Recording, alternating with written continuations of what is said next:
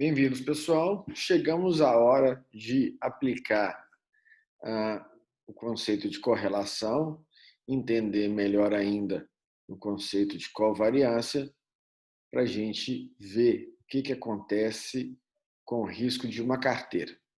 Então, estou aproveitando os dados de uma determinada aula, que estão os links aí embaixo, na descrição do vídeo, e aí eu tenho lá o ativo A, o ativo B e o ativo C. Tinha os preços, achei a variação dos preços, que é isso que nos importa, para A, para B e para C. Uma determinada aula, que eu posso também, tá aí o link para vocês, a gente tinha calculado o retorno, que nada mais é que a média das variações, né? A gente tinha calculado o risco do ativo, que nada mais é que o desvio padrão desse mesmo ativo. Tá? Depois a gente tinha comparado, achado uma medida aí de comparação entre um e os outros, chamado coeficiente de variação. Mas o que a gente quer para essa aula é a correlação entre A, B e C. Então, eu tenho a correlação com A e B, eu tenho a correlação de A com C e eu tenho a correlação de B com C. A gente sabe que isso aí o Excel calcula para a gente. Então, o que a gente vai fazer aqui? Olha, a correlação de A com B. Eu estou pegando, então, o retorno de A, colocando com o retorno de B. Estou fazendo um tratamento estatístico que o Excel calcula para mim. Basta eu selecionar essa ferramenta e aí eu encontro que a correlação de A com B é 0,10. Bom, o que significa isso? Lembrando, a correlação vai de -1 a 1. Né? Quando é positiva, a gente fala de uma correlação positiva. Quando é de um número menor do que 0 até -1, uma correlação negativa. O que eu estou me ocupando aqui? Eu estou olhando para o retorno de A em determinado tempo e olhando o retorno de B nesse mesmo tempo. E eu vejo o que acontece com eles ao longo do tempo. Eu quero saber se eles têm relação um com o outro. Quando um sobe, o outro sobe também. Quando um sobe, além de o outro subir, ele sobe em quanto? Né? Uma variação de um, eu vejo a variação de um e vejo a variação do outro. O que aconteceu com a variação do outro? Então, eu estou procurando a correlação entre eles. Sempre é bom ressaltar que eu não estou dizendo que tem uma causalidade, né? Quando acontece um, isso causa o efeito no outro. Eu só estou olhando para eles e vendo o que acontece, tá? É só uma correlação. E aí eu acho que a correlação aqui é 0,10. Então está muito próximo de zero, está bem afastado de +1 e está bem afastado de -1. Ok, baixa correlação. Aí eu faço isso A com C, a mesma coisa, deixa eu só pegar para destacar lá num gráfico, lá. Faço A com C e depois falta o B com C. Olha que o B com C está muito mais alto ali. Eu passei rápido, daqui a pouco eu volto no número. Quando esse sobe bastante, aí esse caiu, ele também caiu, esse subiu, também subiu, subiu, caiu.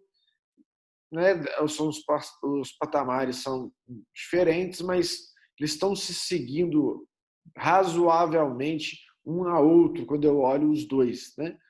Isso faz com que a correlação entre eles seja uma correlação alta e mais do que isso, alta no sentido de um número em módulo, né? De até 1 ou até -1, mas em módulo. Então, no caso que eles estão na mesma direção, é positiva. E aí eu vejo que está dando aqui 0,76. Né? Então, uma variação de C, quando eu olho para B, elas são uma parte dessa variação, o modelo estatístico diz, olha, é só olhar para o outro lá que boa parte da variação de um, quando eu olho um, eu sei a do outro. É isso que está dizendo essa correlação muito mais alta. Tá bom, mas para que me serve isso na teoria da carteira? Isso me serve para eu saber diversificar eficientemente a minha carteira. Para reduzir o risco da carteira, eu preciso da menor correlação possível. Quanto menor a correlação entre dois ativos, maior o efeito sobre o risco. Só que o efeito sobre o risco, no caso, é diminuir o risco da carteira. Então, se eu olho aqui A e B e A e C, está baixíssimo, muito baixo, está muito bom. E aí o B e C está alto, vou colocar ele aqui, ele tem um efeito menor quando eu comparo com A e B e A e C. Bem, isso faz com que eu consiga calcular uma coisa chamada covariância. O que é a covariância? Eu vou mostrar a fórmula, que aí fica mais fácil de a gente começar a compreender. A fórmula de covariância é essa aqui. Repare que ele está... O que é xi menos x barra, né? Ele está pegando a variação de cada elemento. Vamos supor que x é o ativo A. Então, ele está pegando a variação de cada elemento A com a sua média, tá? Multiplicando pela variação, vamos supor que esse aqui seja o B. Então, o Y. Então, cada elemento de B com a sua média. E estou fazendo isso ao longo do tempo, por isso que está o somatório ali. Faço isso, aí eu divido por n-1. Lembrando que n-1 sempre dá a ideia de amostra. O símbolo de covariância é o sigma, tá? É o mesmo símbolo de desvio padrão, só que tem uma diferençazinha aqui. Quando é desvio padrão, eu coloco desvio padrão de x. É o sigma x. Aqui está sigma xy. Significa que já mudou a interpretação. Aqui eu já estou falando da covariância de x com y. Beleza. E aí, eu posso fazer essa fórmula e eu trabalho ela estatisticamente, e aí eu já dou um pulo do gato aqui para vocês, que para eu achar a covariância, apesar que tem essa fórmula aqui, ela nada mais é que o quê? Eu pegar a correlação, olha lá, isso aqui é a correlação, multiplicar por este aqui 0,7 e esse 5,4. Mas o que é o 0,7 e o 5,4? É o risco. Tá, mas o que é o risco? O risco é o desvio padrão. Por isso que eu gosto de dizer que a covariância é filha da correlação. O risco, cada um tem o seu. Cada ativo tem o seu. Está intrínseco a ele mesmo.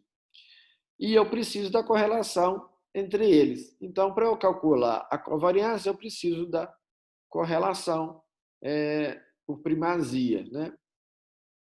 E aí eu acho aqui uma covariância praticamente zero, tá? Faço a mesma coisa A com C, a correlação deles vezes o desvio padrão individual, né, de cada um deles, e aí segue o mesmo exemplo para o outro, né, B com C. Beleza. Por que essas duas colunas aqui estão iguais? Porque eu estou mostrando dois métodos de cálculo, tá? Já, na realidade são três, né? Mostrei a fórmula, mostrei outra maneira de calcular e agora uma terceira maneira que é o próprio Excel. O Excel me diz, olha, você quer a covariância? Tá bom, covariância. Então, seleciona o retorno lá de A, a variação de A, a variação de B. Eu já sei que você quer a covariância, eu vou calcular a covariância para você. Covariação.s, esse S de amostra, tá? Então, ele está calculando lá para mim. Então, estou te mostrando que são duas coisas equivalentes aqui. E aí eu acho a covariação. Beleza, vamos começar agora a montar a nossa carteira A, B e C, porque até agora tudo que eu fiz desde lá do início é pegar o que é de cada um, fazer os cálculos devidos, retorno, risco. Depois a gente evoluiu para achar a correlação entre eles e agora evoluímos mais um passo para entender essa covariação. Beleza, agora eu posso começar a montar a minha carteira. Então, o que é a minha carteira ABC? Quanto de dinheiro que eu vou colocar em cada um? Aqui, eu posso até mudar aqui se vocês quiserem. Suponhamos que eu tenha 60% do meu dinheiro no ativo A, né? Vamos supor que é uma carteira de 10 mil reais. Então, estou dizendo que 6 mil está em A, 3 mil em B, 1.000 em C, completa minha carteira 100%. Beleza. Eu sei o retorno de cada um. Então, eu vou conseguir calcular o retorno da minha carteira, dada essa proporção. O retorno da carteira será a média ponderada dos retornos. Então, vamos lá. Já está calculado aqui, mas eu vou clicar 2 vezes. Olha só. O B34 aqui, no meu caso, é o peso, né, o quanto de dinheiro que eu tenho em A, vezes C16. Que é o C16? Olha lá, olha. É o retorno esperado de A. Né? O retorno esperado de A. E aí eu vou fazendo isso com cada um. Opa, passei. Então, mais B35 é o tanto de dinheiro que eu tenho em B, 16 é o retorno esperado de B, mais o tanto de dinheiro que eu tenho em C, vezes o retorno esperado de C. E aí eu encontro o retorno da minha carteira esperado é 1,4. Se eu mudar aqui, a gente vai ver que vai mudar, obviamente. Né? Então, vamos supor que eu quero colocar 33%, um terço, né? Vai mudar. Já estava automático aqui para mudar o terceiro em função da mudança do segundo. Então, vamos lá aqui, colocar a mesma quantidade de dinheiro em cada. Só para fechar os 100%, fica aquela diferença de 0,01 ali. Então, continua o mesmo cálculo, mas como que eu mudei o peso, mudou o retorno esperado. Né? Então, vou agora aumentar aqui para...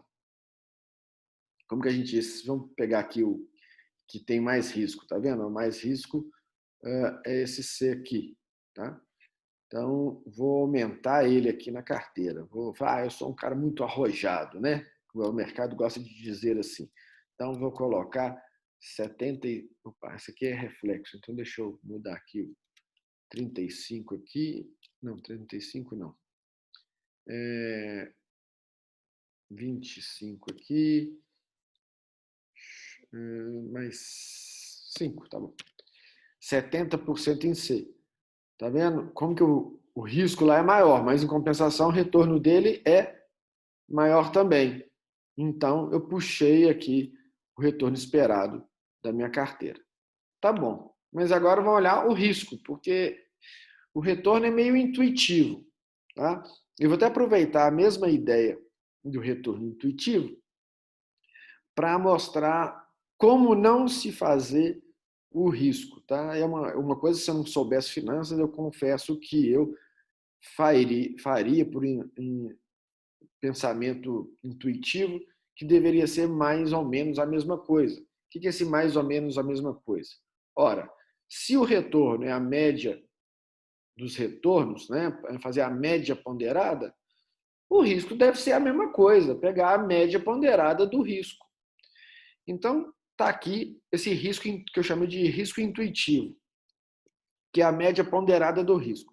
Se eu fizer o mesmo tipo de conta, está lá os pesos, só que agora, em vez de pegar os retornos, eu peguei os riscos. Eu encontraria, do jeito que está aqui essa ponderação, 4,67.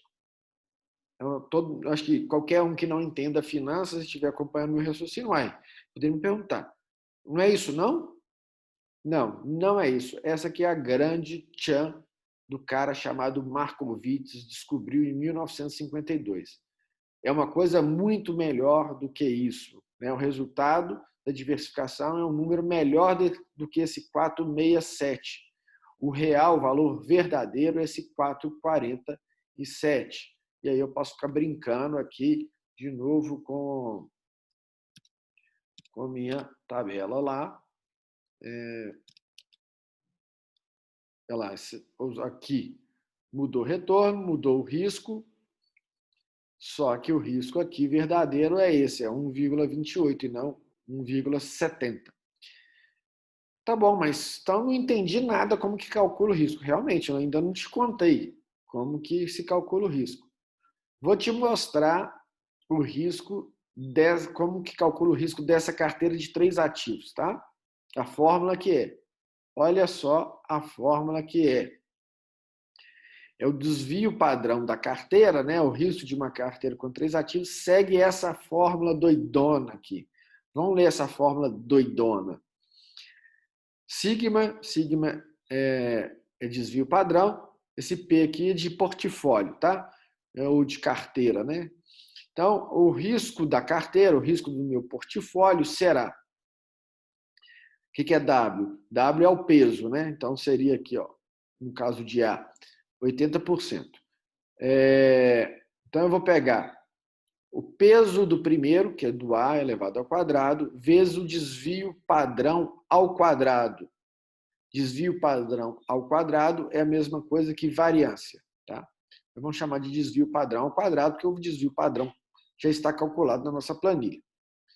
Mais o peso do segundo, que seria o B, elevado ao quadrado, vezes o desvio padrão ao quadrado do segundo, mais o peso do terceiro, que é o C, ao quadrado, vezes o desvio padrão ao quadrado de C, mais 2 vezes o peso de A vezes o peso de B, vezes aqui agora, o que é isso? É a nossa covariância, vezes a covariância de A com B, mais 2 vezes o peso do primeiro, vezes o peso do terceiro, vezes a covariância do primeiro com o terceiro, mais 2 vezes o peso aqui no caso 2 é o B, né? O peso de B vezes o peso de C, vezes a covariância de B com C. Tudo isso elevado a meio é a mesma coisa que tirar a raiz quadrada de tudo isso, né? Elevar a meio é tirar a raiz quadrada. Como estava muito extenso para não ficar puxar uma raiz quadrada toda aí, eu preferia elevar a meio, que é mais esteticamente visual, um visual estético melhor. Então, vamos voltar, então. Quem está mudando esse 1,7 para 1,28, na prática, são as covariâncias, porque o resto tudo eu já tinha, né? E já tinha ponderado de alguma maneira lá, que era o peso e o risco de cada um. Então, vamos lá. Aqui eu coloquei tanto uma matriz de correlação, que eu puxei lá de cima, está aqui, olha, né? Tanto é que eu posso colocar aqui, ó. Veio de lá, já tinha calculado, o Excel já tinha calculado para mim. Tá? E por que aqui eu fiz o destaque de 1? Porque a correlação de A com ele mesmo, óbvio que vai dar 1, né? Se A sobe 1%, A sobe 1%. Né? Se A subir 10%, o próprio A sobe 10%. Então, por isso que a correlação o ativo com ele mesmo é uma correlação perfeita. Né? Então, está aqui B com B, 1, C com C, 1, em destaque aqui. E os outros, como eu falei, já tínhamos calculados, eu pus só nos lugares corretos aqui. Aqui, a covariância, também a gente já tinha calculado aqui algumas coisas. Mas vamos lá, olha. A com a gente não tinha A com A, né? Eu não tinha colocado A com A aqui, mas aqui eu tenho que colocar só para fazer uma matriz, organizar minhas informações, tá? Só para organizar minhas informações. Então eu faço o cálculo aqui que eu tinha feito aqui em cima, né? 0,10, que é a correlação, vezes o risco de cada um. Está ali o cálculo com mais casa decimal, tá? Mais casa decimal. Então, a diferença que está ali de A com B é por causa de mais casa decimal. Só para provar, está lá, ó, provar o mesmo número aqui, A com B aqui, 0,4 é o mesmo lá em cima, tá? Só para provar que não são coisas diferentes. Fiz isso aqui, então só para me organizar quando eu voltar na fórmula aqui. Então, está aqui o risco verdadeiro. Olha que coisa doidona. É exatamente essa fórmula que eu pus aqui e eu fazendo lá em cima, né? Tá vendo que lá, ao invés de levar a meio, poderia levar a meio, eu coloquei raiz, tá vendo? Raiz quadrada. Então, é colocar essa expressão ali e calcular. Só uma coisa interessante a se dizer que se eu tivesse um quarto ativo, depois um quinto ativo, segue essa ótica, só que você tem que pensar o seguinte, né? Se eu acrescento um quarto ativo, o que vai ter diferente aqui nessa fórmula? Nesse pedaço inicial da fórmula, eu teria o peso do quarto ativo elevado ao quadrado, mais, vezes o desvio padrão ao quadrado do quarto ativo. Mais, aí, essa segunda parte aqui, o que ia ter? Se aqui eu tenho a correlação do primeiro com o segundo, do primeiro com o terceiro, vai ter que incorporar o primeiro com o quarto. Existe uma correlação do primeiro com o quarto, portanto, vai existir também uma covariância do primeiro com o quarto. Mas se eu introduzir o quarto, eu também tenho uma correlação do segundo com o quarto. Por consequência, eu tenho uma covariância do segundo com o quarto. E aí também vai acontecer uma covariância do terceiro com o quarto. Então, todas as covariâncias possíveis vão ter que entrar na fórmula quando eu adiciono um novo ativo na minha carteira. Visualmente, o que acontece com uma carteira, tá? O que acontece com uma carteira? Olha, aqui eu estou no meu eixo Y dizendo que esse aqui é o risco e aqui embaixo eu estou dizendo o número de ativos. A princípio, nós tem 3 ativos. Vamos supor que é mais ou menos aqui, assim, não seria no nosso gráfico.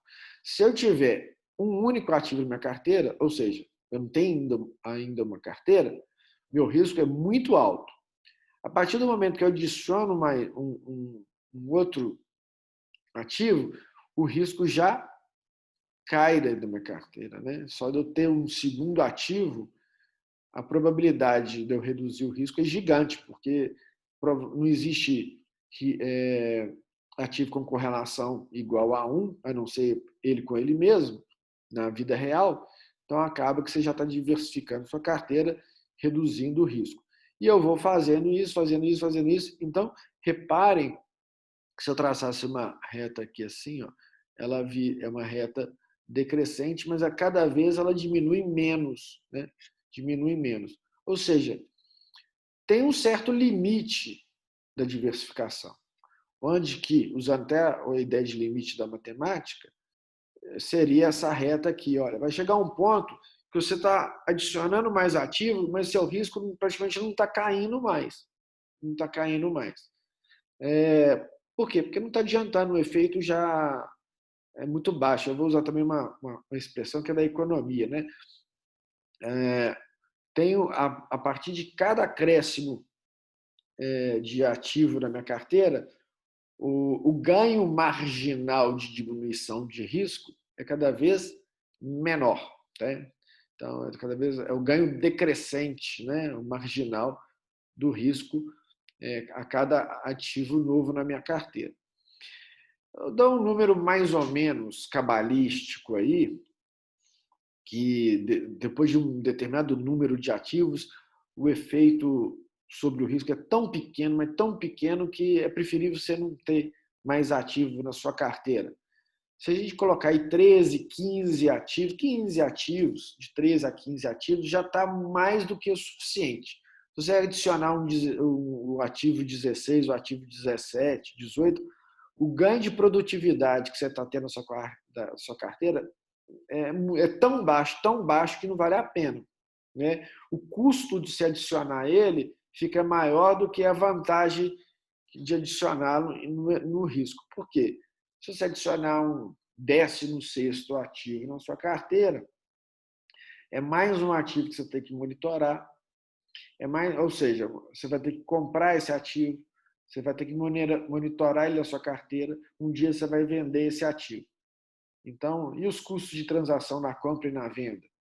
E o gasto de trabalho, mão de obra, de você ter que, se for, por exemplo, uma empresa que você comprou ações dela, mais um balanço que você vai ter que estudar, ou seja, várias outras coisas que você vai ter que acompanhar. Por isso que chega um determinado limite que não vale a pena mais você adicionar um novo ativo. Então, está aí a teoria da diversificação da carteira da maneira mais didática possível que eu consegui passar para vocês, né? De o que afeta a carteira de fato, na prática, a correlação, e o fruto da correlação é a covariância. Tá? Então, procure empresas não correlacionadas com baixa correlação para montar a sua carteira, que você está diminuindo bastante o risco dessa mesma carteira. Tem um poema lá na descrição, eu chamo que é o poema de finanças, tá? É a tradução romântica do que é risco de uma carteira, lá na descrição, dá uma olhada, muito bonito, viu? Não se preocupe na primeira leitura se você não entender. Olha para essa planilha com muita calma, que a resposta praticamente toda está nela, para você entender nosso poema de finanças. Então, um grande abraço mais uma vez para vocês.